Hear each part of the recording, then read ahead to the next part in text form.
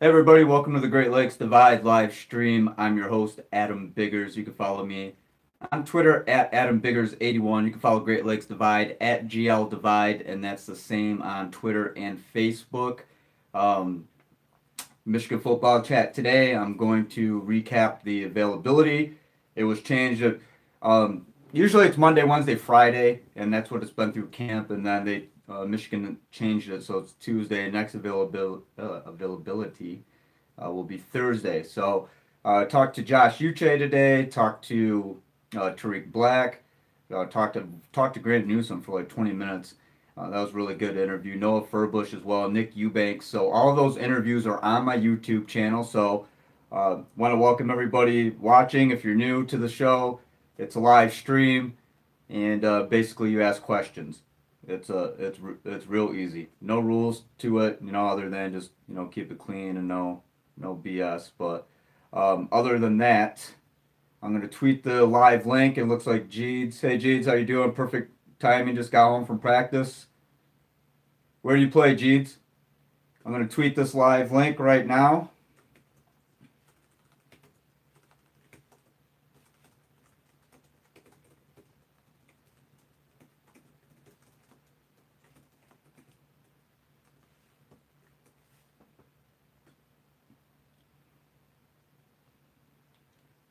And we're almost. Hold on here.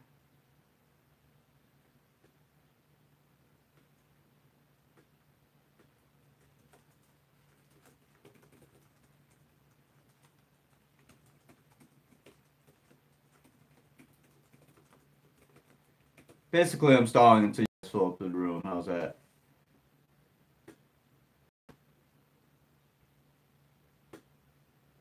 All right, there we go.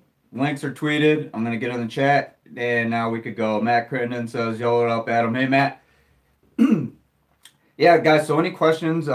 Excuse me. I do want to keep it short. It's about 10 to 8, my time, Eastern time. I'm gonna be writing a story on Josh Uche, his transformation. He gained 20 pounds. It was a really good interview. I like this time of year camp. You can get guys to open up a little bit. They're very serious though, and this is a topic. And I mean, it's been said in previous years. And Grant Newsome said it was different on the Jim Harbaugh Attack Each Day podcast. I listened to that this morning, the new episode. So check that out. But basically, what Grant said was, Michigan's got to finish the job, and this is the year. A lot of guys are saying that this is the year. So we've talked to Grant about that. Talked to Jim Harbaugh mentioned that he regretted giving the option to players to wear knee braces. Said after Stanford, he was watching NFL and noticed there was an option, and he said he regrets not making it mandatory. So it is now for all offensive linemen. It's mandatory. I got maybe a little bit of sense of guilt.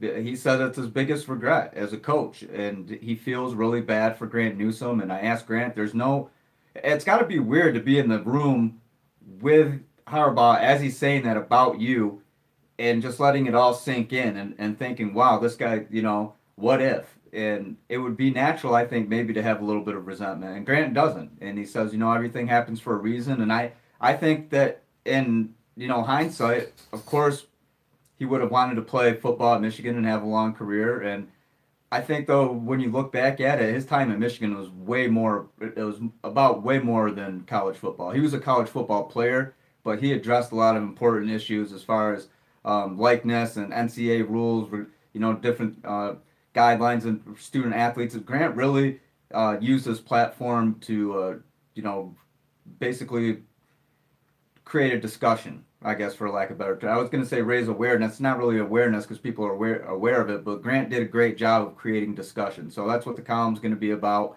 Story on Josh Uche's 20-pound weight gain.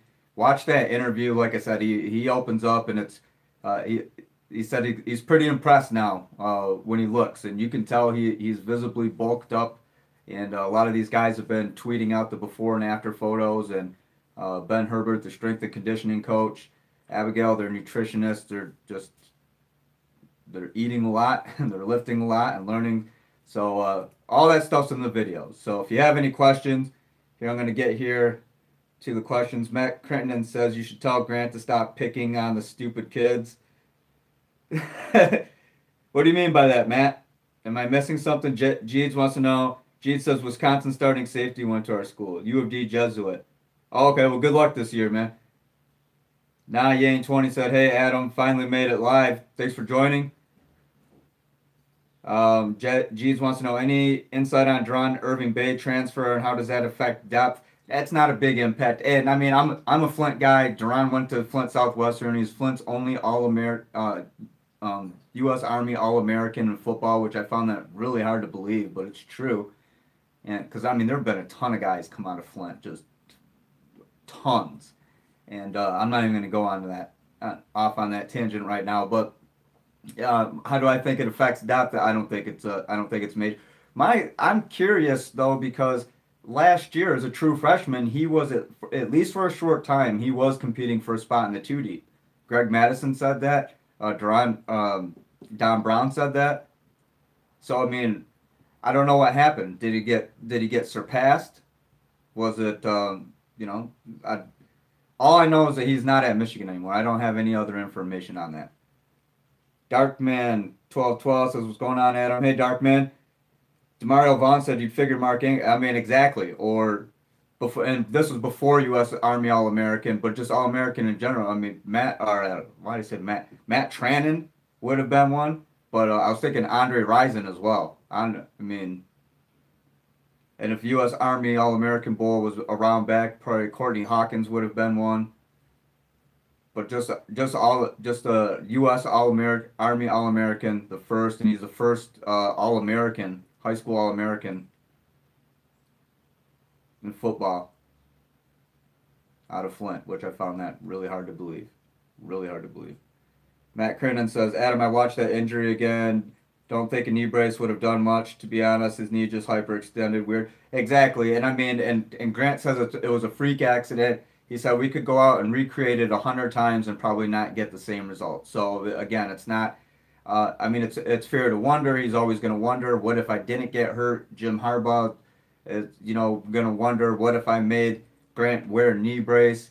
And I think just Harbaugh being a coach who cares about his player and also being a father, there's that type of relationship sometimes. They get really close to these guys. And he just didn't want to see, Grant get hurt. And if there was something that he could have done better, he wishes that he could, he would have done that. So it's not on Harbaugh at all. But during the podcast, you could tell he is expressing a great deal of remorse, and he calls it his biggest coaching blunder ever. And those are strong words coming from him. So, Nayan20 says both safety positions. What is looking like any possibility of a new starter? No, I don't think so. I think it's Tyree and Josh Metellus. I can't remember names right now, guys. Sorry. Matt Kernan says, I love seeing interviews with the confident guys. Uche is confident. Yeah, I do. And Josh is funny, too. You can tell there's a sense of humor and stuff. So watch through it. Very animated. I like guys who, he's pretty confident. You could tell that he's confident and very much comfortable in his own skin. And I remember the last time we talked to Josh, I don't believe he was quite as animated. And this was like 2 years ago, a year ago. James Seward, will you get to ask Shea about Nick Eubanks' pick 6 first? We and watched that video with Nick Eubanks. I forgot someone asked, about Shea and how he knew him. And then I just kept going. Me and a couple other people kept going on. Nick Eubanks was a safety, and I thought if he played defense, he'd be a defensive end for sure. He was a safety, and it was the first game of the season. He played Shea Patterson. He actually picked off Shea, picked 6, 98 yards. And he says he reminds Shea of it all the time. So, we asked him about that this afternoon. I imagine if he's bumped into Shea today, he's probably mentioned that. It's on video. It's on my YouTube channel, so check that out. That was kind of funny. Demario Vaughn, do you think players get tired of being asked about Shea all the time? Yes. Yes, I do. Davin Taylor says, what's going on, Adam? Anything on Ambry Thomas as a nickelback? Nothing definitive. But that's what I'm guessing. Ambry is a nickel.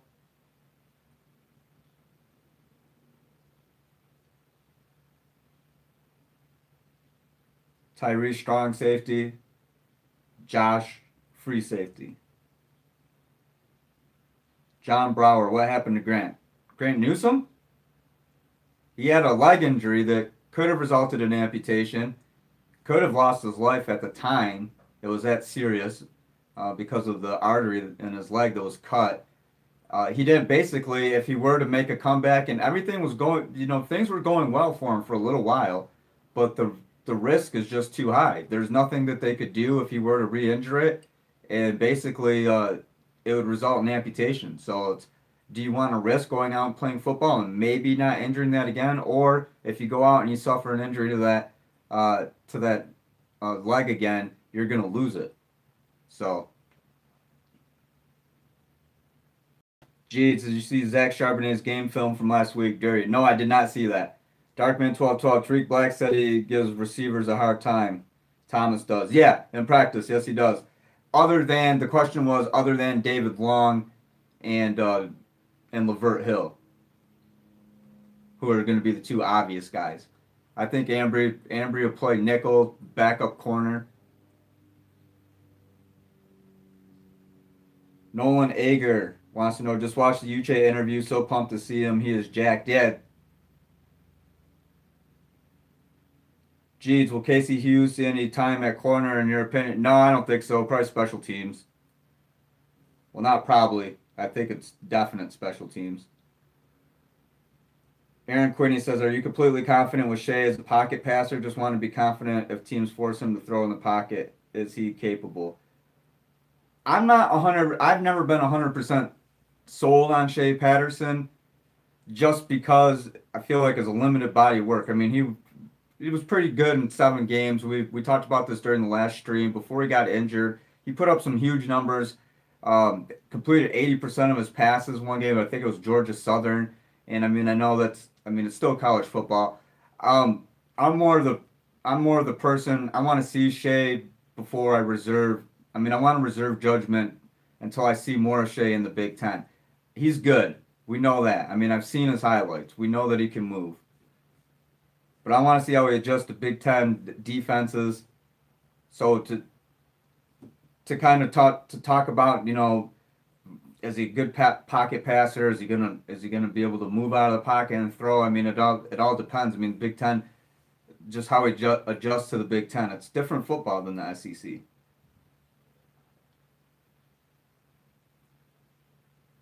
Darkman1212 says if Long and Hill leave for the draft next year, Thomas is a great candidate for the #1 corner spot. I agree. Jeet says I'm not completely sold on Shea's abilities. Most of his stats were packed against UT Martin and Jet. Yeah, and that's kind of where I'm going to. He had good. I can look him back up. I brought him up yesterday. Yeah, it was UT Martin, 489 yards, 74%. South Alabama, not Georgia Southern. Sorry, 80%. 20 to 35, 429 yards, 4 touchdowns. But Cal, Pac-12 team, 26 to 44, 59.1%, 2 touchdowns, 3 interceptions. Alabama, 14 to 29 for 165 yards, 48.3 completion percentage, 2 interceptions. LSU, this is the game that he got injured. Before he was injured, 10 of 23 for 116, 43.5% completion, 3 interceptions. So you guys get the point here, and that's why I'm kind of reserving judgment on Shea Patterson right now. I do think he'll be a good quarterback. Harbaugh said that he gives Michigan the best chance to win. So far, from what he's had at Michigan, Jim Harbaugh has not made the wrong decision on the quarterback. Jake Rudock came in, and I wrote about this, and I don't believe Michigan's truly had a tight quarterback competition since Harbaugh's been there. I know that Spate and Rudock duked it out a little bit. Rudock separated himself, and Harbaugh announced that. And I want to say it was like 3 or 4 days before the Utah game. I don't think it was, nearly 2 weeks before like this year with Shea. So that tells me that if he's saying it 2 weeks ahead of time, this tells me that he's known for a while. There was no competition in 16 or 17. That was all Wilton Spate. So the gist of it though is that Harbaugh always picks the right guy. So in that, I would be confident in Shea, just because Harbaugh hasn't whiffed on who he's selected as a starter yet. So.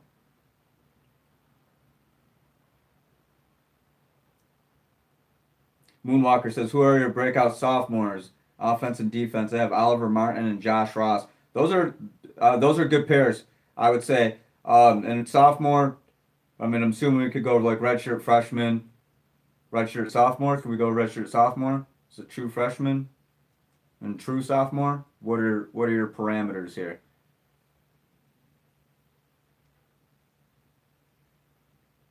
Oliver Martin, certainly.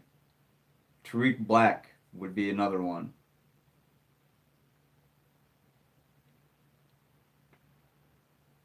I think Jalen Mayfield is a guy who's going to have a decent year. I mean, he's already battling for a tackle spot, which I believe will be settled. If you guys want to go over offensive line real quick, this is what I believe it's going to be. Jawan at left tackle, Ben Bredesen at left guard, it's Cesar Ruiz or Steven Spinellis at center. Last I knew, that was still a battle. Mike Onwenu at right guard, and John Runyon Jr. at right tackle. That's what I believe the starting offensive line will be.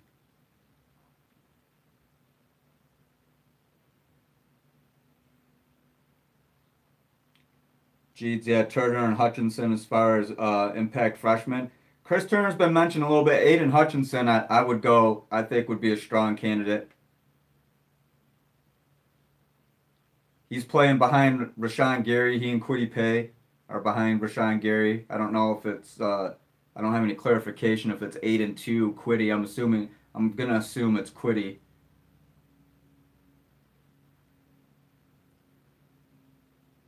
Matt Crittenden said, I've heard from the 247 guys that it's running at left tackle with Hudson at right tackle, Jay Bushell-Beatty backup right tackle, Mayfield backup left tackle. I've heard that too.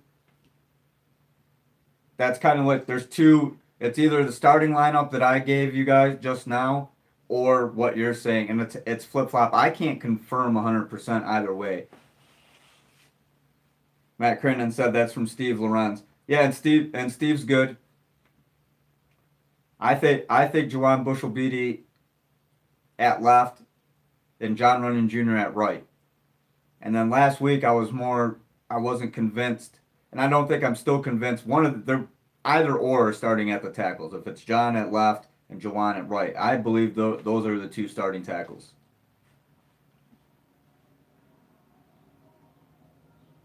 Moonwalker says, you think Joe Milton could pass up any other quarterbacks and start next year? I mean, it's not impossible. I think it's too far to look ahead right now, honestly. Is he capable? I mean, yeah, he's capable of it. I think if anybody's going to make the big jump, I mean, Dylan McCaffrey.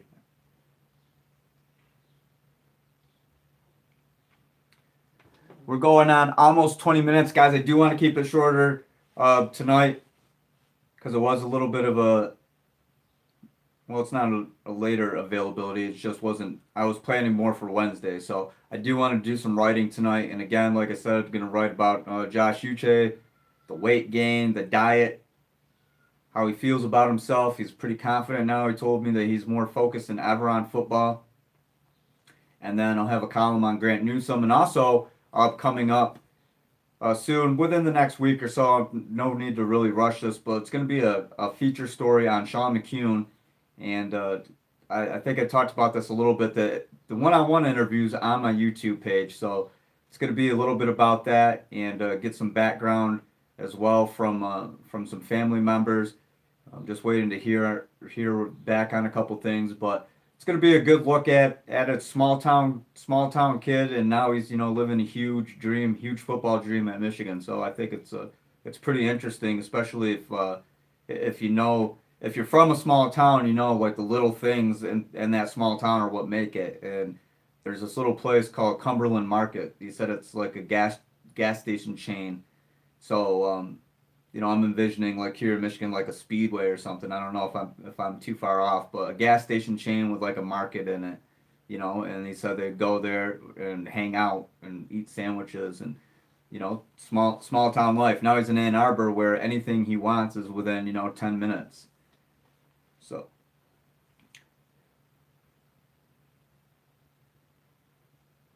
Meek 911 wants to know, do you know whether or not the D-line practices and emphasizes pass knockdown drills? I mean, I imagine that's part of it. I can't tell you that's part of it, but I mean, I would imagine. I think that's just part of football coaching in general, isn't it? Defensive line coaching. I don't know if it's like a. I don't know if there's emphasis. I can't tell you that. I would assume so. Oh,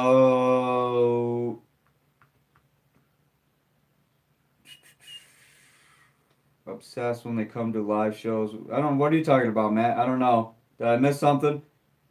I'm trying to. These comments are moving really fast. Moonwalker wants to know to everyone in the live chat, what's your season predictions, best and worst case scenarios? I think all of you guys out there know mine. 8-4, worst case. 10-2, best case. Who is Anna say? Does he need to be removed?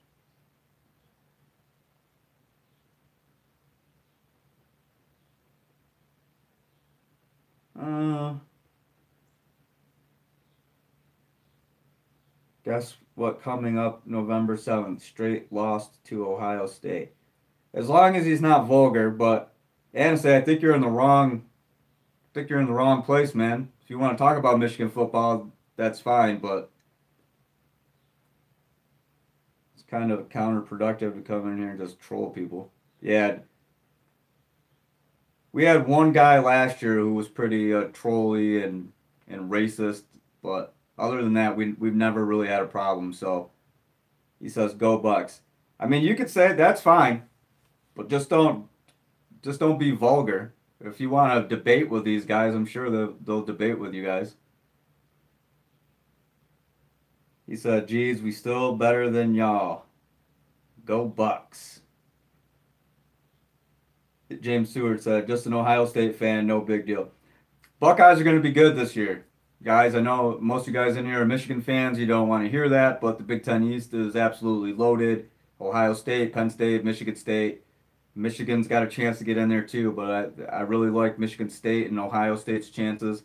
I think Penn State, despite losing Gesicki and Saquon Barkley and Deshaun Hamilton at wide receiver, I still think Penn State's going to be pretty good. Um, I think that the Big Ten is so good that we might be talking about two potential playoff teams, and they might be from the East. And then we're going to have that discussion because the Big Ten champion is going to be from the East, I believe. And then the West, Wisconsin. So people are going to, well, why not Wisconsin? Wisconsin made it to the Big Ten championship game. And, this school, whether it's Michigan State or Ohio State or Michigan or Penn State, one of them that maybe didn't win the East Division would still have a better overall resume than Wisconsin would have. If you look at strength of schedules and how good, like I said, Ohio State, Michigan State, Penn State, and Michigan, I think we're looking at Big Ten East one or two serious playoff contenders. Darkman1212 says worst case 9-3, best case 11-1. That's 3 rivalry games on the road. That's Wisconsin and Nebraska at home. That's going to Northwestern. Michigan has a really tough schedule. I just wrote about this on GreatLakesDivide.com that you could argue Michigan's got like a top 3. Auburn's pretty tough. The ESPN Power Index had Clemson at number 1. Michigan, just comparison, a quick comparison. They don't even compare. Clemson, I don't know how you could put Clemson's strength of schedule at number 1. I honestly don't. It's got me questioning the rest. List Notre Dame at number 6. Michigan State's at number 10. Ohio State's at number 4. Michigan's at number 11. I believe Wisconsin's at number 12. Penn State's like number 9. I mean, there's 5 teams, 6 Big Ten teams in the top 25. 5 of them are in the top 12.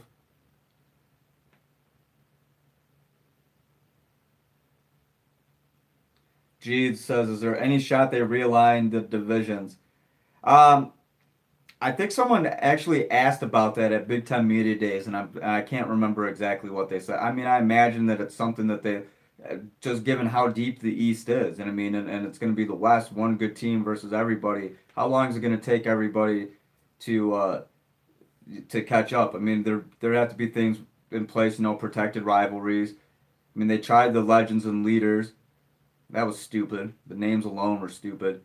Um, and how are they going to do it? Right now, obviously, they have it east-west. They have it divided geographically. So is it geography's fault that the East is better than the West? So, I mean, I like east-west just because it makes more sense than legends and leaders. You like the legends and leaders?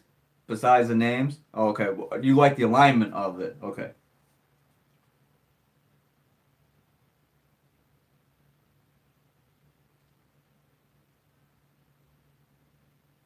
James Seward. What are you talking about? ESPN? This fake news? I'm trying to catch up, guys. Any questions about Nick Eubanks, Tarik Black?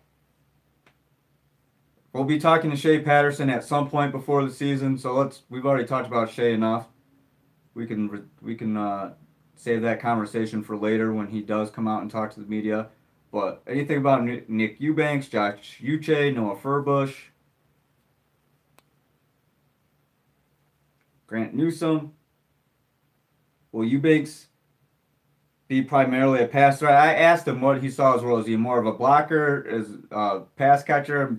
He gave me they're not going to give away strategy, so he can do both, and he said he'll be used for both, and he'll do whatever he has to do for the team, and that sort of thing. So, Steven Danasek says, "I watch all your videos, but I think this is the first time I've caught it live. Keep up the good work, Adam." Thanks for watching, Steven. I'm going to try to get us on a regular schedule.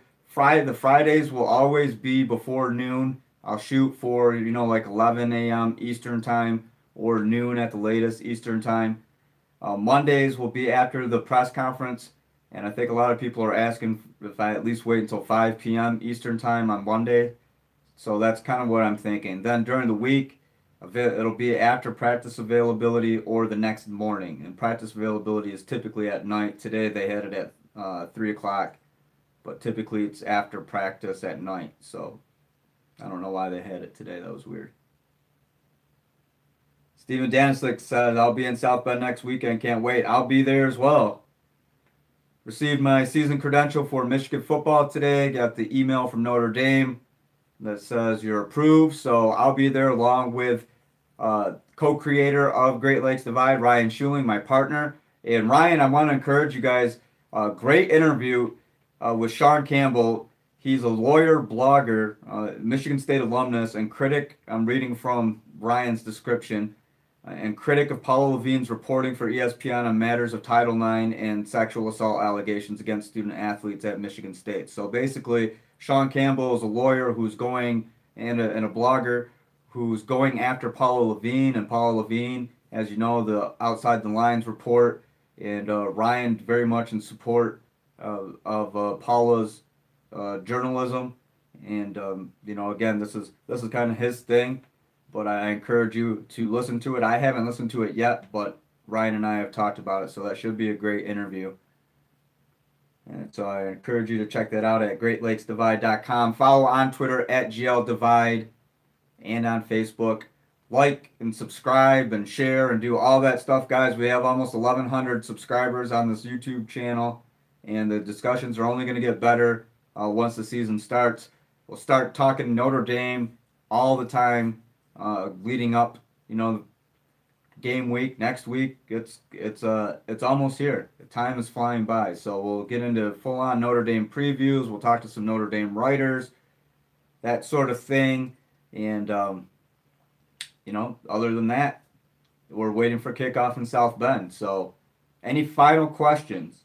Live streams, though, like I said, it'll be we'll probably do 3 per week during off season, or at least during camp. During the season, there might be 4 or 5. It depends. Matt Crittenden says, how is Nick going to get on the field with tight end and wide receiver talent? Seems he's 3 on the tight end depth chart. I mean that he saw the field last year, and yeah, when you have McCune and when you have Gentry, but I mean I imagine in certain packages, and if he is more of a run blocker, I mean you'll see him line up, for that purpose.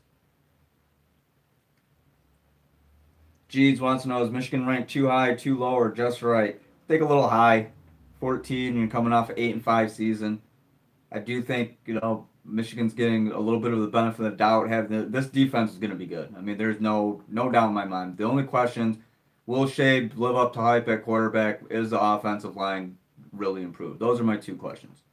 Everything else to me, I think, is good. I mean, good running. And I mentioned this the other day, too. How many teams in the country have have one tandem that's recognized as possibly the best? You have arguments for Karan Higdon and Chris Evans possibly being the best running back duo in the country. I think they're definitely worthy of being in the conversation, and I wrote about that a couple weeks ago. You have Sean McCune and Zach Gentry at tight end. They're both on the Mackey Award preseason watch list. You have Rashawn Gary and Chase Winovich, defensive end, and then you have Lavert Hill and David Long at cornerback. So I think there's a lot to like about Michigan on both sides of the ball. I have 0 questions about the defense. Special teams are questions. Not a number 1 punter. Is Quinn Nordine just going to be, how he was early season form? Those are the type of questions. Nothing major, I think, like I said, on defense. And it's going to hinge on the offensive line. We've been talking about this. If you've been following my writing, and I'm sure a lot of you guys out there have been following Michigan football forever. I mean, the offensive line seems like that's always been, if it's not a big question, it's at least been a small question. And that's analysis. If it's not a big question, then it's a small question. That's what I'm leaving you guys with tonight. James Seward says Evans is my favorite player. How does Nordine's hair look at the moment? I don't know. I did go with him last year. I don't know if anyone remember this piece I wrote for FanRag. I actually went with Quinn last year, and he got his hair cut. So he got the wild thing. I sat there, watched it, took pictures of it. I've never done anything like that, but I thought it was pretty cool. The whole experience, got to meet the barber, Jimmy the barber, and just see what they were watching Major League in there while Quinn was getting his hair cut. So I like the whole, the personality that went with it. It was kind of cool experience.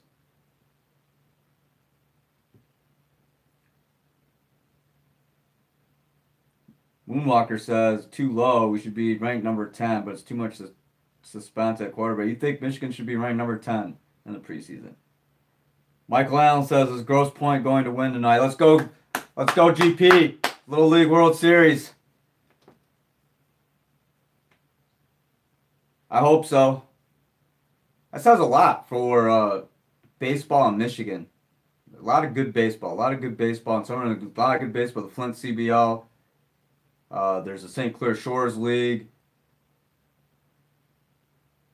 Great Lakes, the UBL. Then there's the USPBL, which is professional baseball in the Metro Detroit area. They play at Jimmy John Stadium. But yeah, that's awesome for those guys. Michigan is home of Derek Jeter. It is.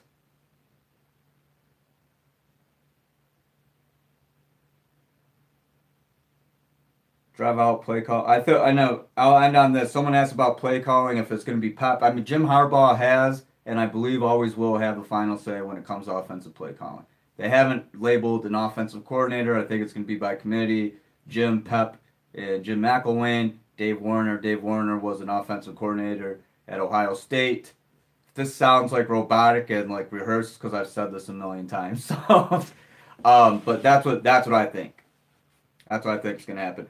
So, guys, again, follow me on Twitter if you don't already, at AdamBiggers81. Read all my stuff at GreatLakesDivide.com.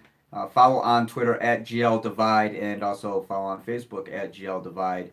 Like, subscribe, share, tell all of your friends. I'll have another live stream either Thursday night or Friday. If it's Thursday night, it's going to be about this time, so around 8 o'clock Eastern. And if it's Friday, it's going to be between 11 and noon Eastern. So, again, if it's Thursday night, about this time, 8 o'clock Eastern. If it's Friday, I'll wait, and I might just wait and just do it Friday morning between 11 and noon Eastern time. So, thanks for watching, guys. I enjoy it. Matt Crandon says, Adam, you still call Ad Warner Dave. Oh, did I say Ad? I'm sorry. He's got a son named Ad. I meant Dave. He's got a son named Ed who's at Michigan State. I'm sorry. I've got to work on that. If you guys catch me in a slip, let me know. I sometimes do that. Everyone chirp Adam quick. Dave Warner. I keep saying Ed.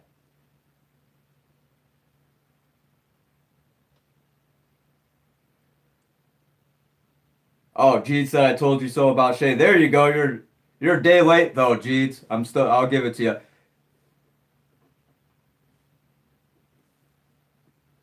It's Dave.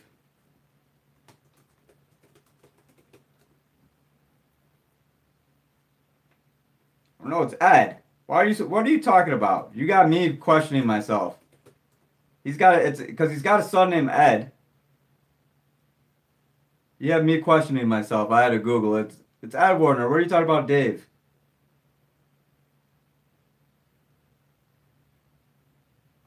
I did Google it, Matt. You called Ed Warner Dave Warner. Was I saying Dave? I'm not Ed. I think I said Ed and then I said Dave. Okay, whatever.